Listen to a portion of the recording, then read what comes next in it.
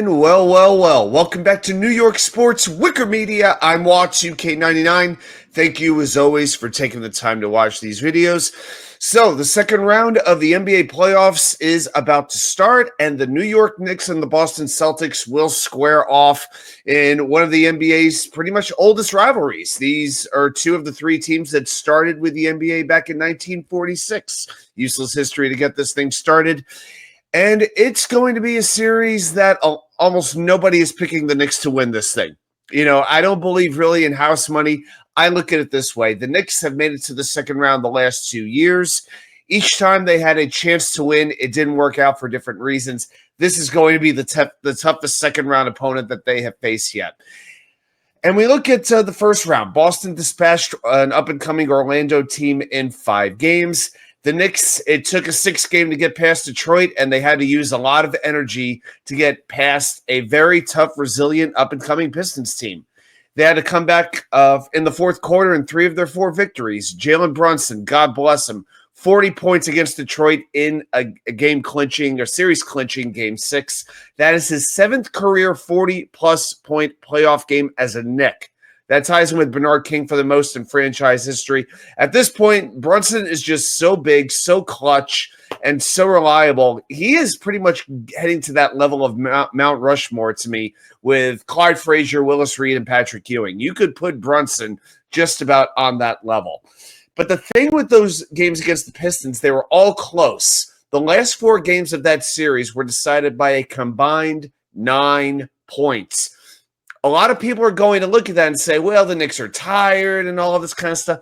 I look at it this way. This might have been a good thing for the Knicks. Now, I didn't want it to go 7 games by any means, but people, Knicks fans especially, complained all year about this team not being tough enough, not being the same team as last year when they had Hartenstein, Dante DiVincenzo, Julius Randle for part of the year, and they won a lot of close, competitive games here in this series. I think that's a good thing. Now, you could say Detroit gave some of it away, maybe, but the Knicks still found ways to win those games, and that might be a bit of a toughening up prospect, situation that they need going into this series against an excellent Celtics team, because you're stepping up a couple levels. You go from playing a team that had almost no playoff experience to the defending world champions.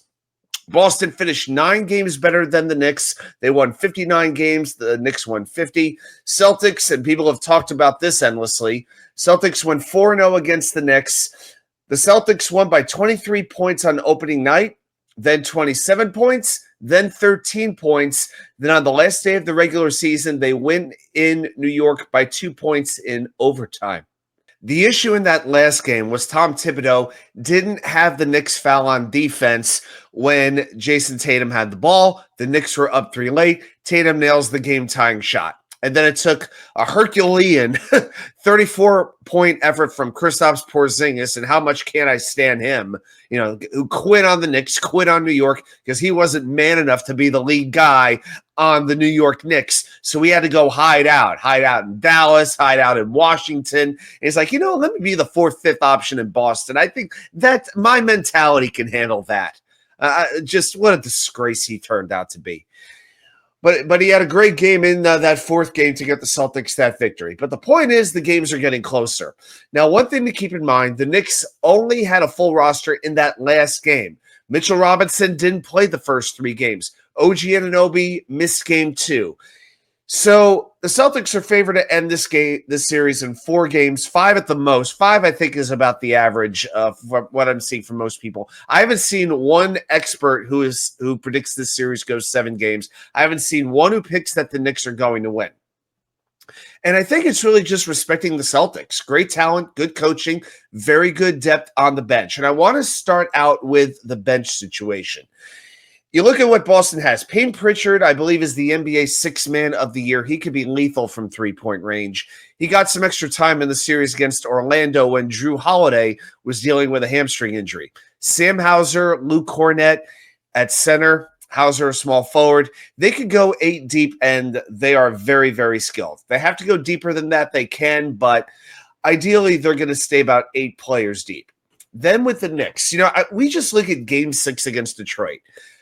The Knicks used 3 bench players. McBride played 17 minutes. Mitchell Robinson played 13 minutes, and Cam Payne, who had an amazing game 1, he hadn't been the same player since. He played just 6 minutes. And then you have Landry Shamet. He was sick, but big deal. I mean, he's not exactly he didn't exactly scare you all that much. But Precious Achiuwa never plays anymore. I don't understand why. He gives you some toughness and some rebounding ability down low. Tyler Kolek never plays.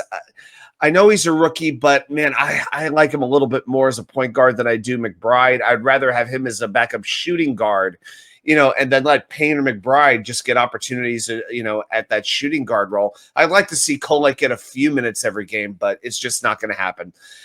But the one player, and I'm going to go through 3 players in particular on the Knicks who I think need to have big, big series for them to win. And I'm not talking about Jalenbrunson, okay? We know what we're getting from him. He's an all-world NBA point guard. I'm confident he's going to play great. But it is going to take a team effort to beat Boston. So I want to mention 3 players, I'm not counting Brunson, who need to have big series for the Knicks to win. And I'm going to start with Deuce McBride. He had a huge postseason in 2024. The expectations got high coming into the season. Hadn't been a good year for him. He struggled through injuries. He had a very rough first round against Detroit. I'm not asking him to turn into Ray Allen, but he's got to get some more confidence in his shooting. He needs to have a couple of big games if the Knicks are going to have any chance, because they're not going to get that shooting off the bench. I mean, Cam Payne is completely unreliable at this point. I know he had one big game against Detroit, like I said, but he's done absolutely nothing of note since. So I really think that when Deuce gets those minutes, he's going to get a few minutes because he comes in when Brunson goes to the bench. And I don't really trust him as a point guard. He's got to make the shots he gets. And then you look at the 3-point situation the other way. The Knicks' 3-point defense going against Boston. It's been terrible. In those 4 head-to-head games, the Celtics made 39 more 3-pointers than the Knicks did. Okay, the Celtics shooting percentage from 3 against the Knicks in the 4 games, 48%, 38%, 38%, and 38% again. That's crazy for the Celtics. The season, the Celtics shot like 36% from 3. They shot better against the Knicks in every game. Just ridiculous. We look at Tatum, we look at Pritchard, even Porzingis. He made 8 3-pointers against the Knicks in that last game.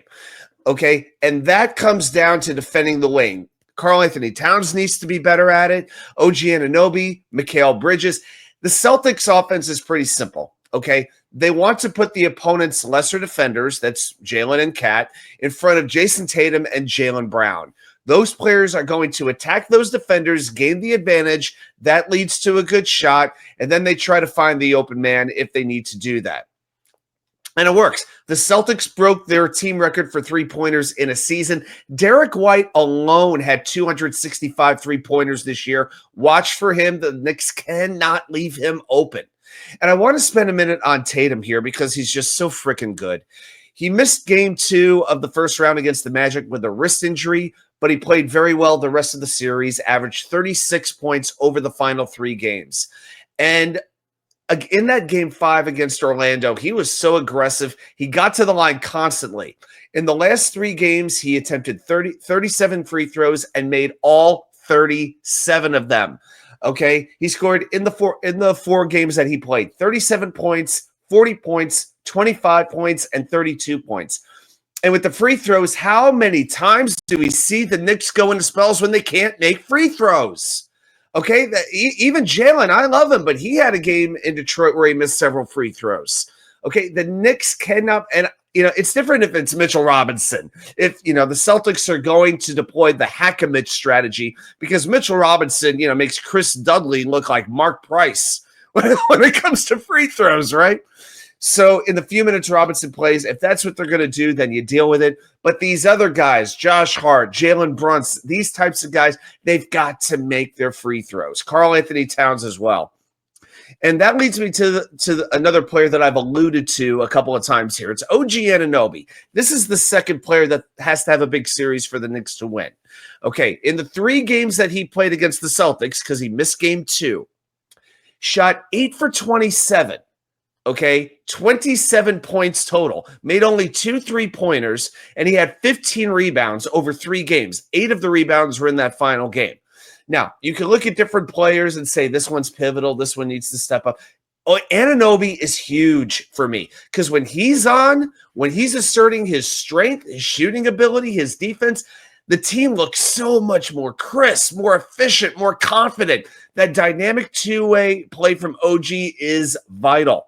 The best thing the Knicks can do is slow it down to that 1990s style. Make it ugly, make it dirty, make it gritty, just like they played in Detroit. You know, Orlando tried to play Boston a little bit that style. Boston didn't handle it all that great, for stretches at a time. But, Orlando is not the team that the Knicks are. So the Knicks have to stay on them. So Anunoby, and Bridges really brought it to Cade Cunningham. They're going to have to do the same against Tatum and Brown. Although, of course, Cade Cunningham, I don't think he handled the spotlight very well in that last series. Tatum and Brown are used to it. So I mentioned OG's situation. Mikalbridges isn't much different. He shot 7 of 22 from 3 against Boston. But then there's karlanthonytowns. Okay, I only expect so much from Bridges, to be honest with you. But I feel like Cat can get to another level. So karlanthonytowns is player number 3 for me. Now, I would like to see Tom Thibodeau purposely call an offense here. I know that sounds crazy, but purposely call an offense to get Cat more involved.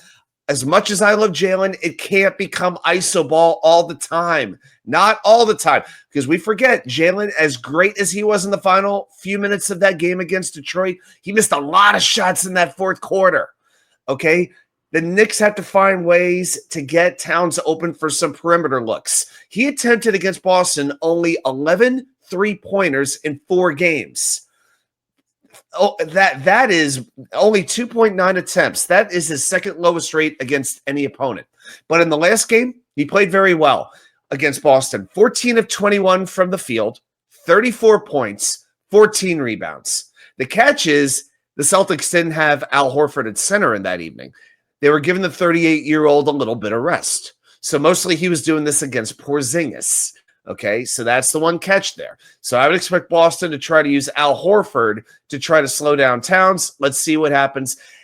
Towns is a very capable player, and I'm not going to go with the soft label that a lot of players use. It's a different NBA. The NBA is what's soft, okay? It has become completely, I'm trying to use an appropriate word here, but watered down. I have another word in mind, but I'm not going to use it here. I try not to use bad words, but all that much. But you know the word I'm talking, wussified. We'll use that word. Okay, that's good. But the biggest swing factor for me will be like the sum of the smaller parts of the game, making free throws, the depth you can get from your bench, turning the ball over, who gets the edge there. A lot of what the Celtics do, they remind me of the New England Patriots from a football perspective in the past. They play very solid fundamental basketball. They will let the other team beat themselves, okay? They don't turn the ball over. They defend very hard. They get defensive rebounds very efficiently. They generate enough efficient looks that even a rough shooting night, it really won't take away too much from their point totals. The good thing for the Knicks is they don't turn the ball over all that much. My 2 biggest fears are depth and wing defense. The Knicks bench and I can't bear to watch Derrick White, Kristapsporzingis, Jaysontatum have these open threes all night long. Can the Knicks win this series? Absolutely, they can win it. But it's going to take 48 clean, efficient minutes. None of these third quarter lapses, all these third quarters where they come out flat. I can't see that anymore. None of these periods where their free throw shooting goes into the tank, where the basket seems to have a lid on it, okay? And none of these needing 8 points in the last 2 minutes, needing a furious comeback. It will take their best. So as far as a prediction goes, well, I think I got the first series right. I said Knicks in 6 if it wound up being a split in the first 2 games. That's exactly the way that it went down. And I think it's going to be a 6-game series again, but I am going to pick Boston to win it. I've seen too many times when the Knicks just go into the tank, where they have 5-10 minutes where the other team has these huge runs, and I just don't know if they can make the comebacks that they would need to make against a team as good as Boston. But let's see what happens. Do I give them a chance? Absolutely. Let's see what happens. It's going to start Monday night, and I'm going to believe that they could give the Celtics a heck of a fight. I don't think they're going to be intimidated, and that's always a good start. All right, everybody, thanks so much for watching. If you're new to the channel, please like and share, subscribe, all that good stuff. I appreciate all the support. Have a great day, and I will see you right back here with more content from you know where, the Wicker Chair.